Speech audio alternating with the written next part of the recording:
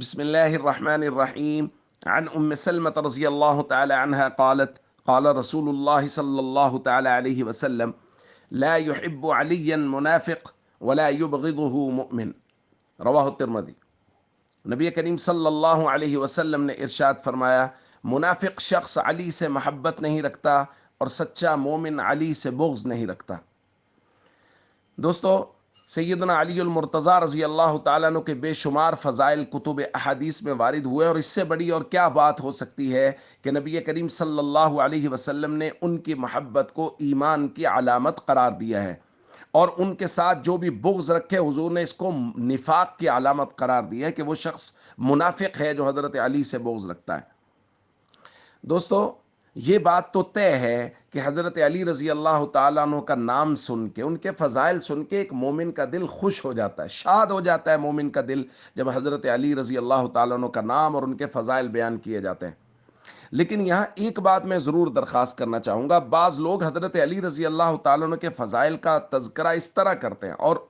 ایسے فضائل بیان کرنے کی کوشش کرتے ہیں جو اللہ کے نبی صلی اللہ علیہ وسلم نے بیان نہیں فرمائے، کہ ان کے فضائل بیان کرتے کرتے ان کو انبیاء سے افضل قرار دے دیا، نبی پاک صلی اللہ علیہ وسلم سے ان کا رتبہ بڑھانے کی کوشش کر دی، اور بسا اوقات تو بعض لوگ ایسے فضائل بیان کرنے کی کوشش کرتے ہیں حضرت علی رضی اللہ تعالیٰ عنہ کے کہ ان کو اللہ کے برابر درجہ الوہیت میں پہنچانے کی کوشش کرتے ہیں۔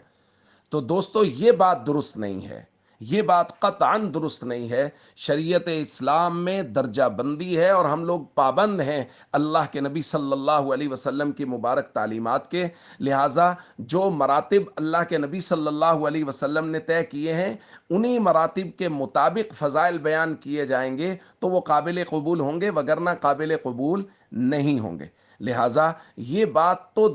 گانٹھ باندھ لیجئے کہ حضرت علی رضی اللہ تعالیٰ عنہ کی محبت وہ ایمان کی علامت ہے اور ان کا بغض وہ نفاق کی علامت ہے، لہذا ہمیشہ سچے دل سے حضرت علی رضی اللہ تعالیٰ عنہ سے محبت کیجئے، اور جب آپ کا نام آئے تو ہمارا چہرہ مسکرائے، ہمارا دل خوش ہو جائے کہ نبی کریم صلی اللہ علیہ وسلم کے بھائی کا تذکرہ ہوا، نبی کریم صلی اللہ علیہ وسلم کے محبوب کا تذکرہ ہوا، اور سب سے بڑی بات نبی کریم صلی اللہ علیہ وسلم کے مبارک صحابی کا تذکرہ ہوا۔